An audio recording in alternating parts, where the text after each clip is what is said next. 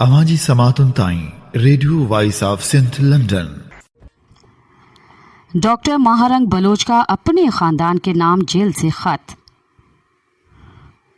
मेरी अजीज़ तरीन बहनों और मेरे वाहिद भाई नासिर जान, मुझे मालूम है कि मैंने आप सबको किस कठिन हालात में डाल दिया है और किस तरह आप सबको कम उम्री में ही एक बार फिर मुश्किल वक्त से गुजारा है। 2011 से हम मुश्किल हालात का सामना कर रहे हैं, लेकिन आज ये हर बलोच घर की कहानी है। जब भी कमज़ोरी महसूस हो, अपने इर्द गिर्द देखो। मुझे मालूम है कि मैंने हमेशा आप सबकी जिम्मेदारी अपने कंधों पर ली, इस उम्मीद में कि ये बोझ कभी आप पर ना आए। लेकिन बलूचिस्तान में रहते हुए ये सब कुछ हो सकता है, बल्कि इससे भी बदतर हो सकता है। ज़हनी तौर पर इसके लिए तैयार रहो।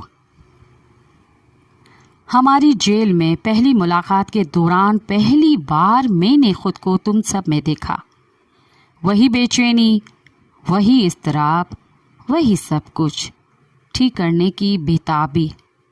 यही खून का रिश्ता होता है, लेकिन हम क्या कर सकते हैं? ये भी हमारे मुक़द्दर में लिखा है। ये हर बलोच का मुक़द्दर है। मैं ये ख़त अपनी जेल की कोठड़ी से लिख रही हूँ, क्योंकि वो सब बातें नहीं कह सकती जो मुलाकात के दौरान कहना चाहती थी।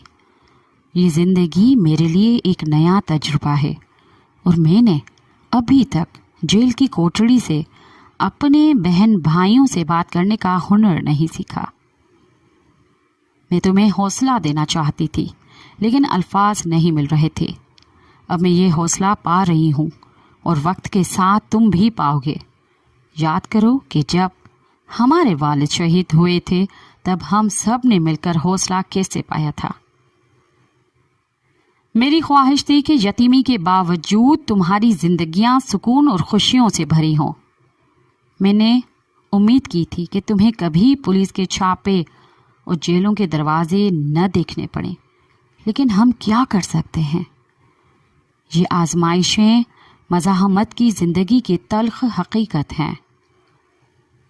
बलूचिस्तान में हम अपनी मर्ज़ी की ज़िंदगी नहीं गुजार सकते।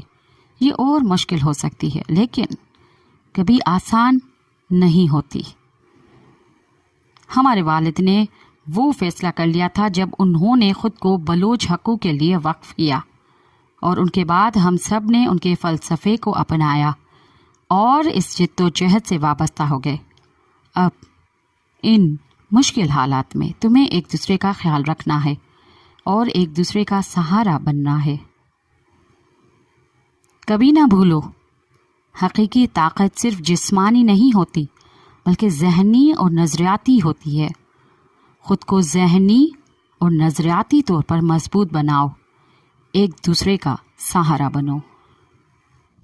आवाज़ी समातुन ताईं radio voice of Sindh London.